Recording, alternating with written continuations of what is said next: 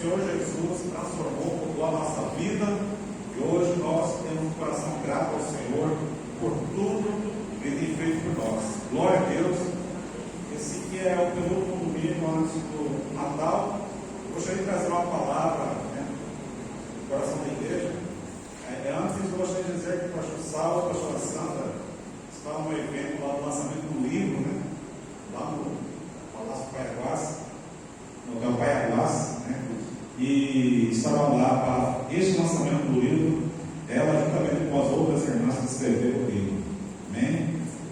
Glória a Deus. Abra sua Bíblia no livro de Mateus capítulo 2.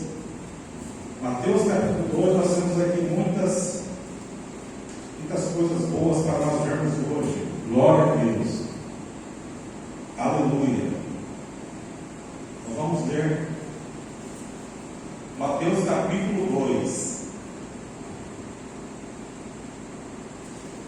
Enquanto estão ali, eu fiz o slide para ficar mais fácil da compreensão, porque é um assunto assim muito bom, mas é muita coisa, então o slide para ajudar também a entender e compreender melhor. Diz assim, Mateus capítulo 2, verso 1 em diante: E tendo nascido Jesus em Belém de Judeia, no tempo do rei Herodes, eis que uns magos vieram do Oriente a Jerusalém, dizendo: Onde está aquele que é nascido rei dos judeus? Porque vimos a sua estrela no Oriente e viemos a adorá-lo. E o rei Herodes, ouvindo isto, perturbou-se e toda Jerusalém com ele. E congregados todos os principais sacerdotes e os escribas do povo, perguntaram-lhes onde havia de nascer o Cristo. E eles lhes disseram: em Belém de Judeia, porque assim está escrito pelo profeta: E tu, Belém, terra de Judá, de modo nenhum és a menor entre as capitais de Judá, porque de ti sairá o guia que há de apacentar o meu povo Israel. Então Herodes, chamando secretamente os magos, inquiriu exatamente deles acerca do tempo em que a estrela lhes aparecera. E enviando-os a Belém, disse: Ide e perguntai diligentemente pelo menino, e quando o achares, participai-lo, para que também eu vá e o adore. E tendo eles ouvido o rei, partiram, e eis que a estrela que tinham visto no Oriente ia diante deles, até que, chegando, se deteve sobre o lugar onde estava o menino. E vendo eles a estrela, regozijavam-se muito com grande alegria. E entrando na casa, acharam o menino com Maria, sua mãe. E prostrando-se, o adoraram, e abrindo os seus tesouros, ofertaram-lhe dádivas, ouro, incenso e mirra. E sendo por divina revelação avisado no sonho, para que não voltasse para junto de Herodes, partiram para a sua terra por outro caminho. Glória a Deus, vamos orar. Senhor nosso Deus, obrigado, Pai. Nós te louvamos, nós te agradecemos por tudo o que o Senhor tem feito, Pai. Abençoe a tua palavra em nossos corações, e que nós possamos cada dia, Pai, te louvar, te agradecer, bem dizer o teu nome, porque só o Senhor é digno de toda a nossa adoração. Assim nós louvamos e te agradecemos em nome de Jesus. Amém? Irmãos, esse capítulo 2, que narra o nascimento de Cristo aqui, diz que quando Jesus nasceu ali em Belém, essa narrativa aqui é a única do apóstolo Mateus, esse evangelista foi muito que escreveu. E temos também em Lucas, Lucas também escreveu sobre o nascimento de Jesus. Agora, as referências que esse texto vai falar sobre os magos, sobre essa estrela misteriosa aqui, E é o único que faz referência é o apóstolo Mateus, no Evangelho segundo São Mateus. Então, irmãos, é o seguinte, vamos lá. O tema dessa mensagem é os magos em Belém. Diz assim o primeiro versículo: e tendo nascido Jesus em Belém da Judéia, no tempo do rei Herodes, eis que os magos vieram do Oriente a Jerusalém. Aqui nós já temos aqui alguns elementos que podemos observar, né, que Jesus nasceu em Belém da Judéia. Uma referência de quem estava reinando na época era o rei Herodes, né, e fala também dos magos que vieram do Oriente a Jerusalém. Então nós vemos aqui, primeiramente, irmão, nós vemos aqui tendo Jesus nascido em Belém da Judéia. O maior acontecimento que houve na história da humanidade foi o nascimento do Senhor Jesus. O Senhor Jesus é aquele que marcou a humanidade, é aquele que veio para trazer à humanidade aquilo que estava precisando no coração, na vida, na alma. Jesus veio trazer tudo aquilo que o homem precisava para ter um novo relacionamento com Deus, uma vida com Deus, de andar com Deus. E Jesus, então, nasce em Belém da Judéia. Ele foi profetizado, como diz lá em Isaías, no capítulo 7, nós vemos em Isaías, no capítulo 7, no verso 14, uma profecia do profeta Isaías, dizendo sobre o nascimento do Senhor Jesus, que nasceria e viria na terra para cumprir o seu propósito aqui de salvação, de redenção da humanidade. Nós vemos aqui em Isaías capítulo 7, no verso 14, diz assim: portanto, o mesmo Senhor vos dará um sinal, eis que a virgem conceberá e dará à luz um filho, e chamará o seu nome Emanuel. Nós temos aqui a profecia de Isaías, que profetizou a vinda ou o nascimento de Jesus mais ou menos 700 anos antes do seu nascimento. E nós temos outra profecia que está em Isaías, no capítulo 11, no verso 1 e 2, diz assim: porque brotará no rebento do trono de Jessé, e das suas raízes um renovo frutificará. Diz assim: repousará sobre ele o Espírito do Senhor, o Espírito de sabedoria e de entendimento, o Espírito de conselho e de fortaleza, o Espírito de conhecimento e de temor do Senhor. E no verso 10, diz assim: e acontecerá naquele dia que a raiz de Jessé, o qual estará posta por estandarte dos povos, será buscado pelos gentios, e o lugar do seu repouso será glorioso. Nós vemos aqui então as profecias referentes ao nascimento do Senhor Jesus e o seu cumprimento. Nós vimos o seu cumprimento na leitura aqui de Mateus, no capítulo 2, verso 1. Jesus nasce em Belém, né? E nós temos também falando sobre Jesus, sobre a sua encarnação, né? Em João, no capítulo 1, no verso 1, ao versículo 1 ofensivo, nós vamos ler. Vai falar: no princípio era o Verbo, e o Verbo estava com Deus, e o Verbo era Deus, né? E no verso 14: e o Verbo se fez carne e habitou entre nós, e vimos a sua glória como a glória do unigênito do Pai, cheio de graça e de verdade. Nós vemos aqui então o Senhor Jesus nasce em Belém, ele deixa toda a sua glória, como nós vamos ver aqui em Filipenses, no capítulo 2. No capítulo 2 vai falar sobre, né, Jesus se revestiu da humanidade, e se submeteu às mesmas limitações do ser humano. Aqui em Filipenses, no capítulo 2, no verso 6 ao 8, diz assim: que sendo em forma de Deus, falando sobre Jesus, que sendo em forma de Deus, não teve por usurpação ser igual a Deus, mas fez a si mesmo de nenhuma reputação, tomando a forma de servo, fazendo-se semelhante aos homens, e achado na forma de homem, humilhou-se a si mesmo, sendo obediente até a morte de cruz. Então nós vemos aqui, né, sobre o nascimento de Jesus. Então, cumprindo as profecias, nasce em Belém da Judéia, em Israel. Nós vemos aqui isso. Pode passar. Agora, vamos fazer algumas perguntas também, né? O ano que Jesus nasceu. Há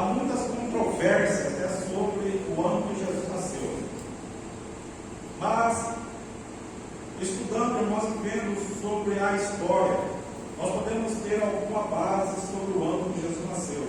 Alguns estudiosos, né, já têm concordância com o ano em que Jesus nasceu, aproximadamente o ano que Jesus nasceu. A data exata, Jesus provavelmente não nasceu em 25 de dezembro. Esse é o primeiro ponto. Jesus provavelmente não nasceu em 25 de dezembro. Pela Bíblia, pela palavra de Deus, podemos concluir que não nasceu no inverno, porque em dezembro, em Israel, é frio e chove muito. Lucas, o evangelista Lucas nos informa que os pastores que visitaram Jesus estavam no campo à noite cuidando das ovelhas. Durante o inverno, as ovelhas eram guardadas dentro dos estábulos à noite, por causa do frio. Provavelmente Jesus não nasceu no mês de dezembro.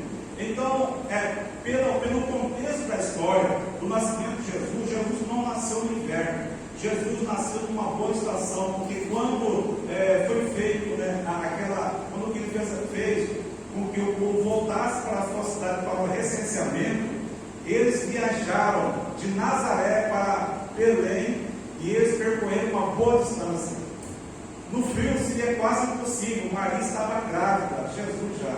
Seria impossível no inverno eles atravessarem, eles andarem do norte para o sul. Então, e dezembro lá em Jerusalém, em Israel, é tempo de frio. Então, provavelmente Jesus não nasceu no mês de dezembro. Jesus nasceu por volta, lá por mais ou menos no ano 6 a 4 antes de Cristo. Não se tem assim não se bateu um martelo para o ano que Jesus nasceu, mas a maioria dos estudiosos bíblicos concordam que Jesus nasceu entre o ano 6 a 4 antes de Cristo. O rei Herodes, que tentou matar Jesus, morreu por volta de 4 anos antes de Cristo. Ele mandou matar todos os meninos de 2 anos para baixo, como diz em Mateus 2,16. Então nós temos aqui tendo por base sobre Herodes. Então Herodes morre ali, no ano 4 antes de Cristo. Ele morre por uma doença chamada hidroxia e gangrena. Ele morre nessa data. E se ele mandou matar Jesus, ou os meninos de Belém, que tinha até 2 anos, significa que Jesus já não era mais um bebezinho. Jesus provavelmente já deveria ter mais ou menos 1 ano, 8 meses, 1 ano e meio, mais ou menos. Por causa que o Herodes mandou matar as crianças até 2 anos. Então você veja que Jesus nasceu por volta de 6 a 4 antes de Cristo. E Herodes morreu, que reinava sobre a Judéia, em 4 antes de Cristo. Agora, pode passar. Qual a data provável do nascimento de Jesus? O dia é difícil dizer, mas quanto ao mês, há uma possibilidade. O dia é impossível de significar o dia exato em que Jesus nasceu, mas há uma possibilidade de saber o mês. Tendo como base o nascimento de João Batista, o anjo anuncia a Zacarias que teria um filho quando ministrava no templo. Essa história está lá em Lucas, no capítulo 1. Fala sobre essa história. Então Zacarias estava ministrando no templo, e então um anjo aparece a Zacarias e diz a ele que ia ter um filho. O nome dele seria João Batista. E entende-se que foi no mês de Tamuz. E o mês de Tamuz é relativo ao mês de julho. O nosso mês. Sendo o tempo do anúncio e do início da gestação de Isabel. Se em julho foi o início da gestação de Isabel, então com 9 meses deu à luz no mês de Nissan. Então João Batista nasce no mês de Nissan, que é o mês de março e abril do nosso calendário. Agora, essa é uma referência para o nascimento de Jesus. Então, e Jesus? Quando poderia ter nascido? Em Lucas capítulo 1, do 26 ao 36, diz que Maria ficou grávida quando Isabel estava no 6º mês de gestação. Olha só a referência. Maria ficou grávida quando Isabel estava no 6º mês de gestação, no mês de Tibete, que é relativo aos meses de dezembro e janeiro. Os meses do calendário judaico é o seguinte: o mês de Tibete, e todos os meses, ele pega uma parte do mês de dezembro e uma parte do mês de janeiro. Não que esse mês cobre dezembro e janeiro, mas pega uma parte do mês de dezembro e uma parte do mês de janeiro. Então, Isabel estava gestando de 6 meses no mês de Tibete, que é referência de dezembro a janeiro. Jesus nasceu 9 meses depois do mês de Etanim. Então Jesus nasce no mês de Etanim, que corresponde ao mês de setembro e outubro. Seria uma hipótese bastante razoável para a época do nascimento de Jesus.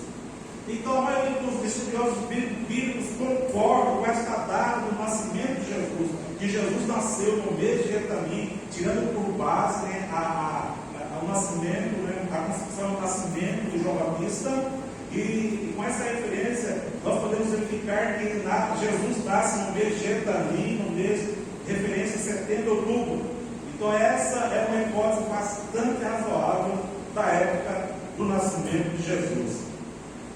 Sendo as festas proféticas, essas festas proféticas, são as festas do Pentecoste, a Páscoa, Pentecoste, a festa dos tabernáculos também. Sendo as festas bíblicas proféticas, provavelmente Jesus nasceu na época das festas dos tabernáculos. Irmãos, todas as festas bíblicas eram proféticas. E a festa do tabernáculo faz essa referência do nascimento de Jesus. Quando Jesus nasce, no livro de João, no capítulo 1, verso 14, diz que Jesus tabernaculou. Jesus nasceu, ele veio ao mundo, ele tabernaculou, ou seja, ele veio habitar com os homens. Essa referência que Jesus tabernaculou, ela cabe muito bem. É nessa referência de que Jesus nasceu na época das festas dos tabernáculos, que geralmente essa festa cai no mês de Etanim ou no mês de setembro e outubro. Então você veja bem que a Bíblia não traz tudo explicado. Cabe-se ao estudo bíblico para poder entender algumas coisas. E nós podemos entender que Jesus nasceu nesta época, no mês de Etanim, referência a setembro e outubro, e provavelmente nasceu na época das festas dos tabernáculos, que é uma festa profética e que faz aqui relação com o nascimento do Messias, do Senhor Jesus. Pode passar. Agora nós vamos ver aqui, irmãos, outra coisa. Nós vemos aqui já o ano do nascimento de Jesus, a data provável, o mês aqui.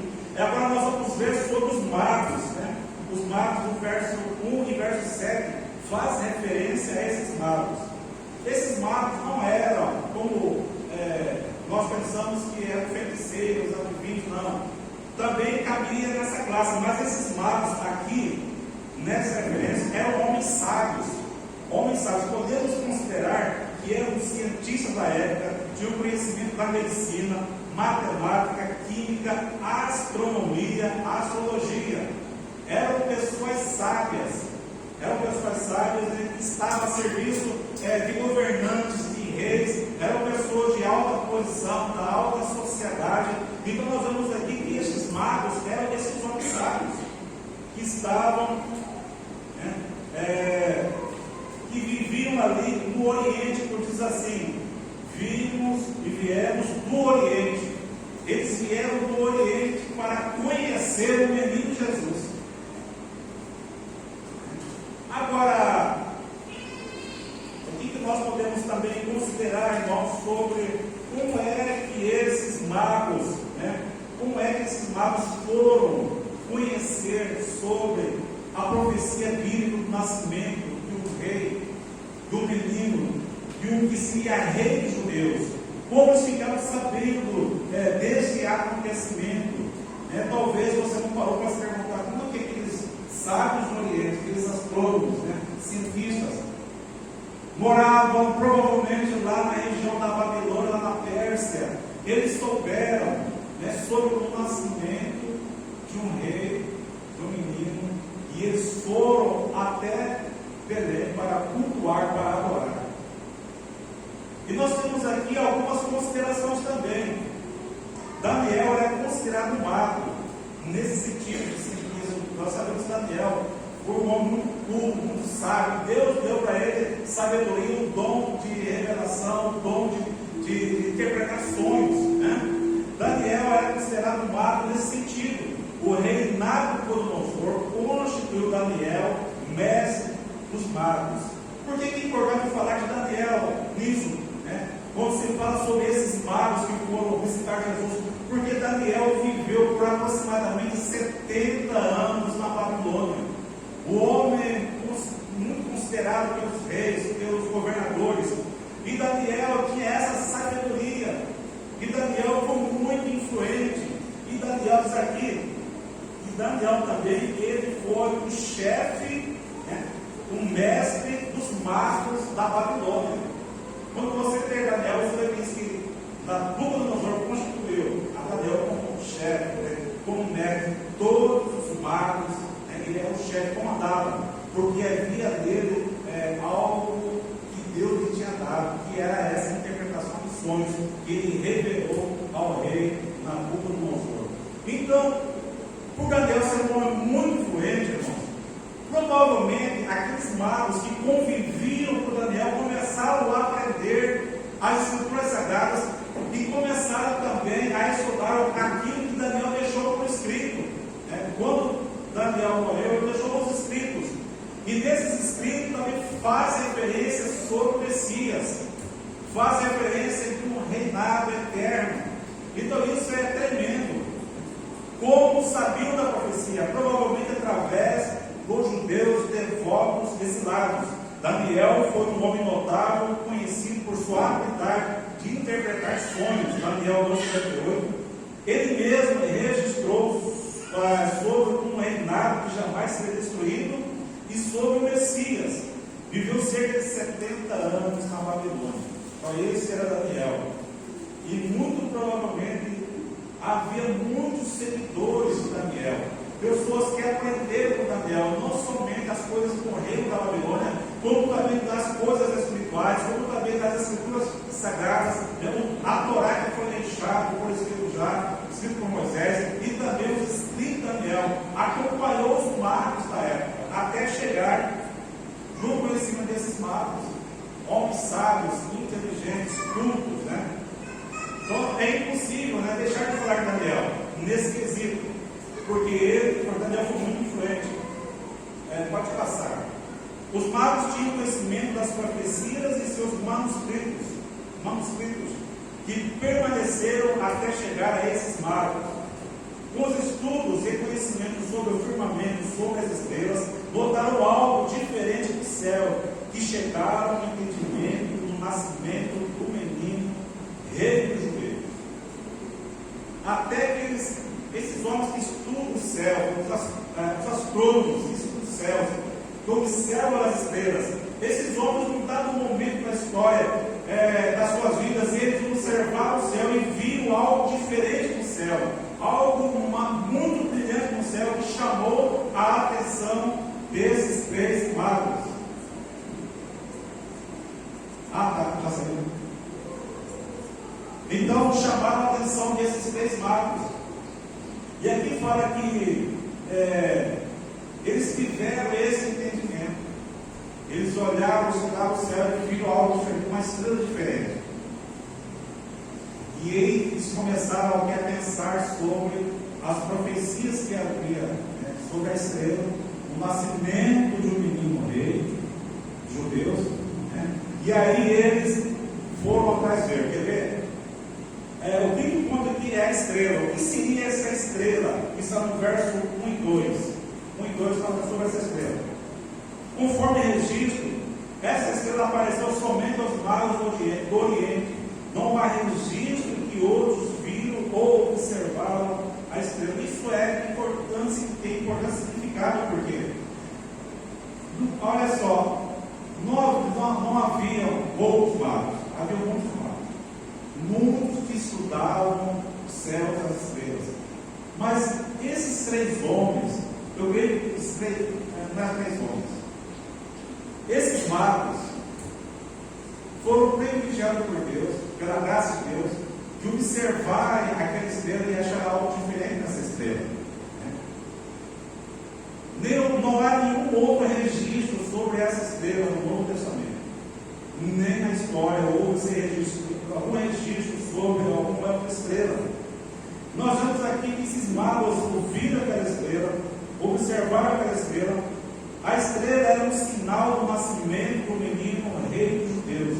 Havia uma profecia de Balaão lá em Números 24:17 que menciona especificamente uma estrela, um cetro. E provavelmente os magos conheciam, foram guiados pela estrela para irem para Jerusalém. Depois de ler Números no capítulo 24, nós vamos ler Números 24, versos 24 e 17, diz assim: vê-lo-ei, mas não agora, contemplá-lo-ei, mas não de perto. Uma estrela procederá de Jacó. Faz referência a essa estrela. Uma estrela procederá de Jacó, e um cetro subirá de Israel, e ferirá os termos dos moabitas, e destruirá todos os filhos de Sete. Havia essa profecia dessa estrela, e provavelmente esses magos conheciam essa profecia também dessa estrela, por isso eles observaram e viram algo diferente, que era em referência ao nascimento do menino Jesus. Quando eles notaram e viram aquela estrela, eles começaram a observar e traçar o caminho para onde era que eles deveriam ir para visitar aquele menino rei. E eles partiram em direção lá do norte, lá do oriente, em direção a Jerusalém. Muitos estudiosos da Bíblia sugerem uma explicação natural para a estrela de Belém, com teorias que vão desde uma supernova até um cometa e um alinhamento de planetas. Uma luz mais brilhante que o normal apareceu no céu. Então isso chamou a atenção dos magos. Uma luz brilhante, mais que o normal, apareceu no céu. Evidências sugerem algo sobrenatural sobre a estrela de Belém. Primeiro, somente os magos viram. Indica que não era uma estrela comum. Por isso que eu falo aqui, essa estrela não era uma estrela normal, assim, porque apenas poucos homens, magos, notaram aquela estrela. E não há também outros registros. 2. Os corpos celestes normalmente se movem de leste a oeste devido à rotação da Terra. Mas a estrela de Belém guiou os magos de Jerusalém para o sul até Belém. Então essa referência, esses estudiosos dizem que, olha só, a Terra se move de leste a oeste, mas essa estrela se moveu para um lugar diferente, né? Conduzindo aqueles magos.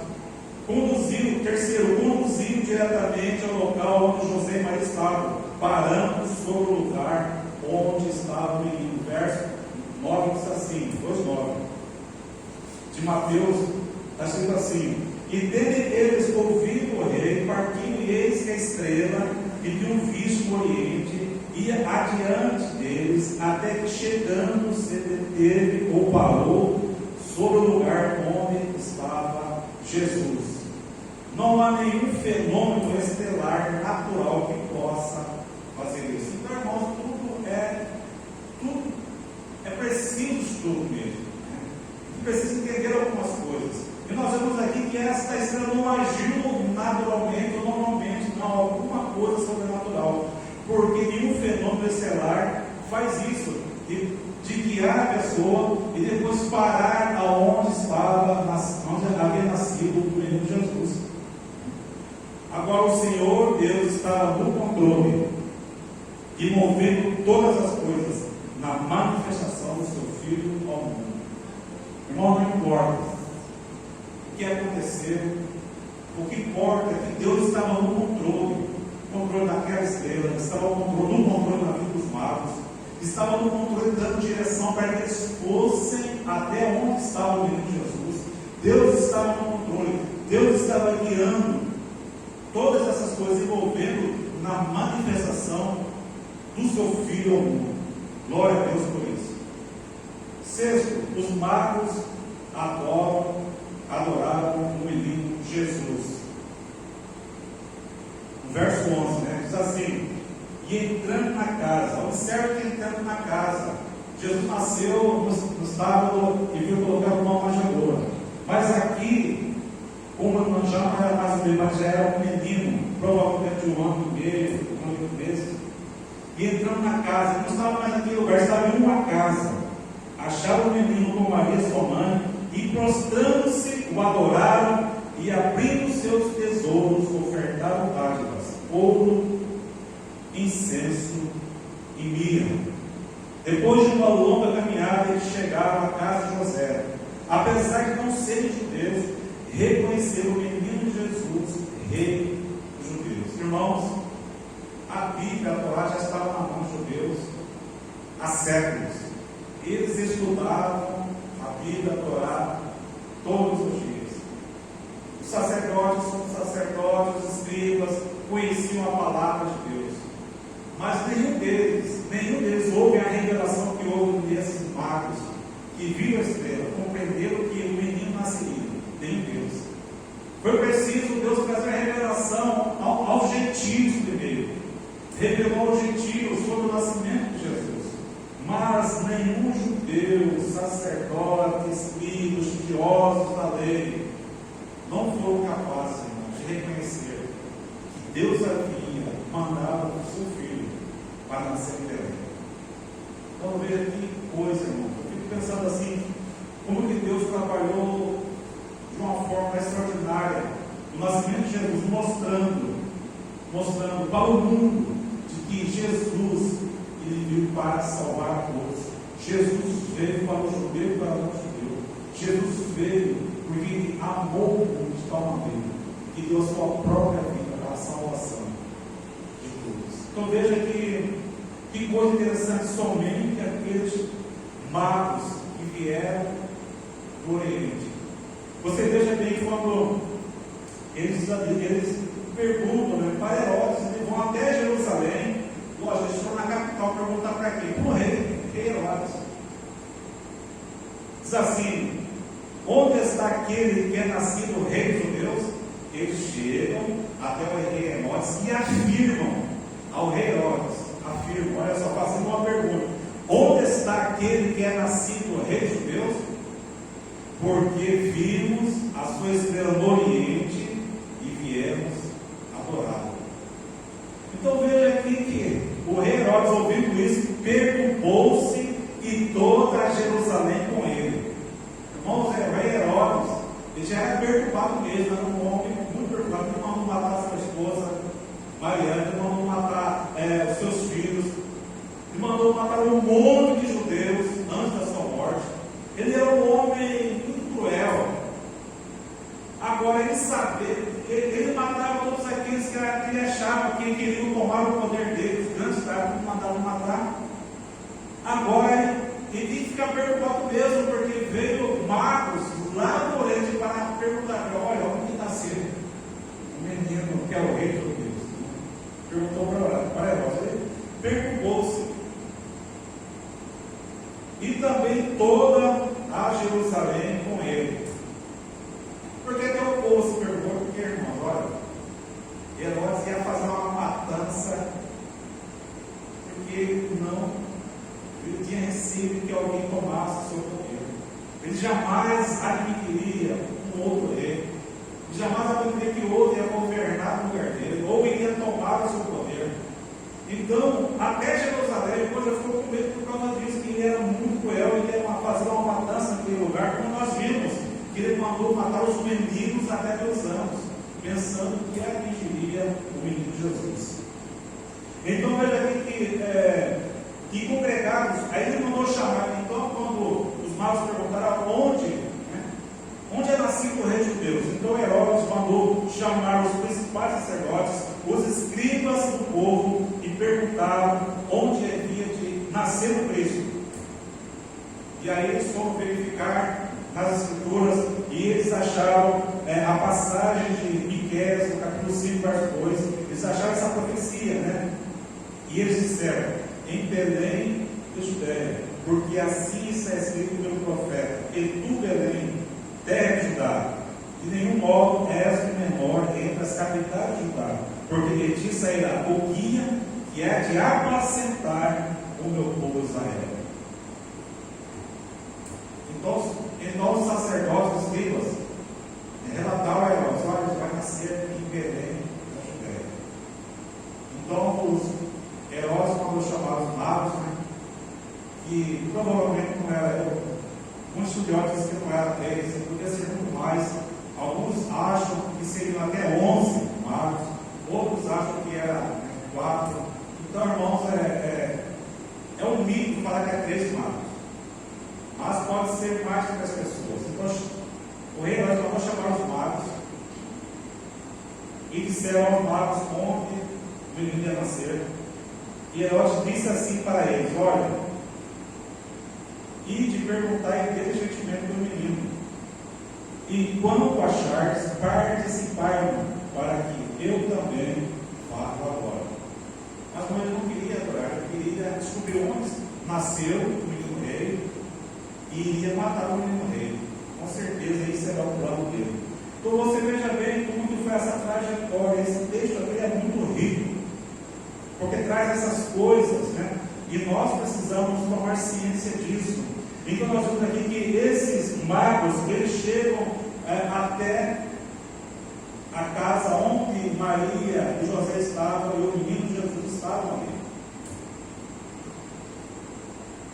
Então diz assim, o verso adoraram, prostraram-se e adoraram. Veja que como que é o reconhecer. Eles foram guiados pela estrela, conheciam as profecias, e quando chegaram, não pensaram em um minuto em se prostrar, em adorar e reconhecer que aquele menino era o rei enviado de Deus, aquele menino era o Messias, e eram gentios, nem judeu era. Você veja que eles chegam, se prostram e adoram aquele menino, mostrando aqui, representa esses magos. Eles podem representar muito bem todos os gentios de todas as épocas adorando o menino Jesus. Então nós vemos aqui isso. Prestaram reverência e adoraram o Messias. Essa adoração representa a adoração de todos os gentios, de todos os tempos. O Senhor Jesus veio para todos, para os judeus e não judeus. A salvação é para todos. Nós vemos aqui a importância da adoração. E junto com a adoração, eles também deram uma oferta ao Senhor.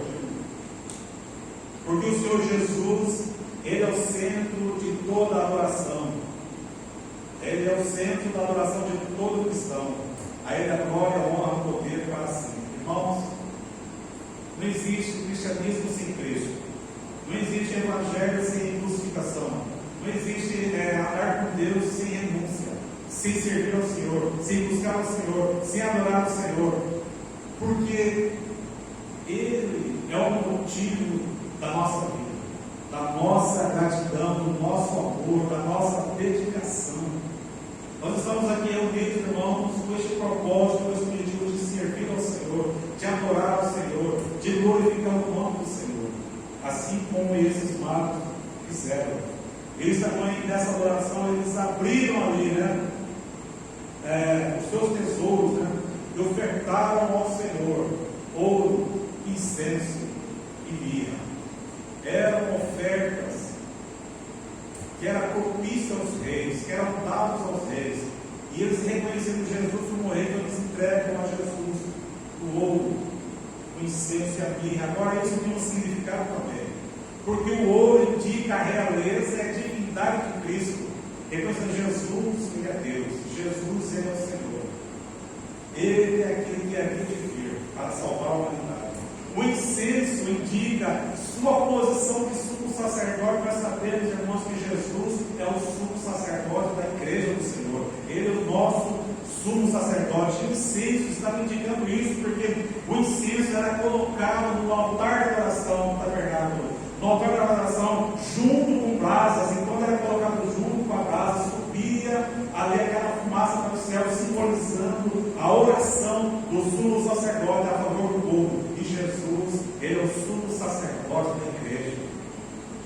também a Miriam. A Miriam indica a sua humildade, a sua humanidade e o sofrimento e morte. Veja só, irmãos, que a representação dessas ofertas. Assim aparece o símbolo da vida, o símbolo da natureza divina e o símbolo do caráter do ministério de Cristo. Nós vimos nessa anotação algo tremendo, sobrenatural e espiritual, que marca pelos séculos e séculos quem era Jesus.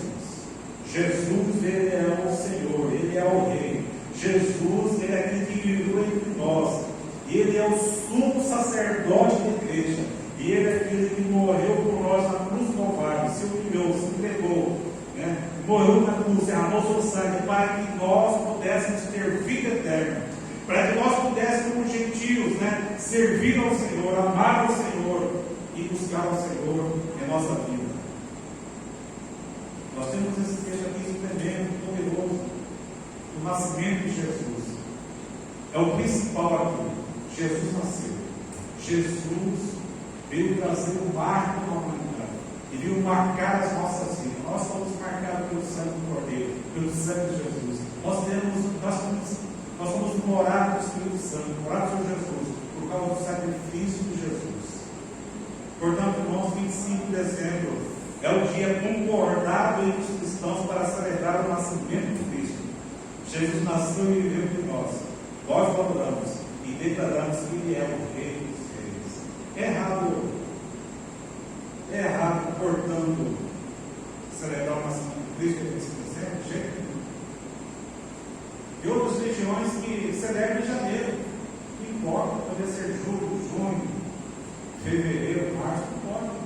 O que importa é que há um dia em que os cristãos celebram o nascimento de Jesus, o nascimento daquele que marcou a história da humanidade, que marcou a nossa vida. Isso é importante, celebrar a vida, celebrar a salvação, celebrar a vida eterna, celebrar tudo que Jesus é. Ele é Deus, Ele é Senhor em nossa vida, Ele é o Senhor de Cristo.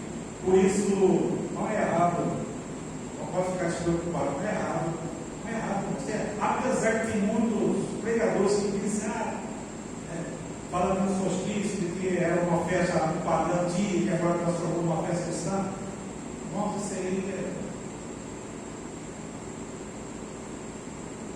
são coisas que não vai levar em nada. O importante, irmãos, que nós possamos reconhecer que Jesus nasceu. E se é celebrado dentro do Cristo até 25 de dezembro, então vamos celebrar a vida, vamos celebrar a vida do Senhor Jesus, que marcou a humanidade, marcou a minha vida. Isso é o mais importante. Desde que Jesus marque a sua vida, desde que Jesus nasça no seu coração, desde que Jesus transforme a sua vida, desde que Jesus guie a sua vida, desde que Jesus te fortaleça cada dia, te renove, te dê uma vida espiritual, atuante, vibrante, cheia de ação. O Senhor Jesus veio trazer uma vida dinâmica espiritual, uma vida com Deus, uma vida sobrenatural, além do natural. Nós estamos aqui, irmãos, é algo sobrenatural, porque muitas vezes a nossa vontade é ficar em casa, assistir. Acho que é fantástico nós até hoje, fantástico assistir outra coisa lá, tem isso em casa, não sei. Mas é a vontade de ir para o shopping com a família, de passear, tudo, irmão. Nós estamos aqui para servir ao Senhor. De alegar com o Senhor, aquele que nos deu o dom da vida. Um dia estaremos com Ele para sempre. Vamos em pé, glória a Deus. Vamos orar. Vamos glorificar o nome do Senhor. Se você